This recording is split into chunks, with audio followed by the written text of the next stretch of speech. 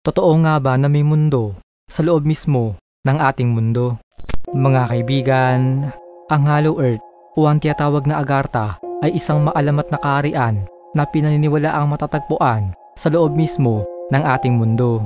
Noong 19th century, may isang French occultist na nagngangalang Alexander Saint-Ive ang naglabas ng libro tungkol sa Hollow Earth na pinamagatang The Kingdom of Agartha, A Journey into the Hollow Earth. Ayon sa kanya, ito ay matatagpuan sa kaloob-looban ng ating daigdig kung saan may isa pang sibilisasyon na malayong mas advansang teknolohiya kumpara sa ating mundo. At mga kaibigan, ito pa ang nakakakilabot dahil noong 1947, may isang piloto na nagngangalang Richard Byrd ang nagtangkang lumipad sa North Pole at nagulat sa kanyang nakita. Sabi niya sa kanyang statement na meron daw lagusan papunta sa loob ng ating mundo at ang sibilisasyon doon ay di hamak na mas advance kaysa sa atin gaya ng sinabi ni Alexander.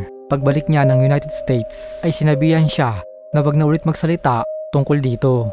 Ang tanong ay bakit kaya siya pinatahimik tungkol sa kanyang nakita at nasaksihan?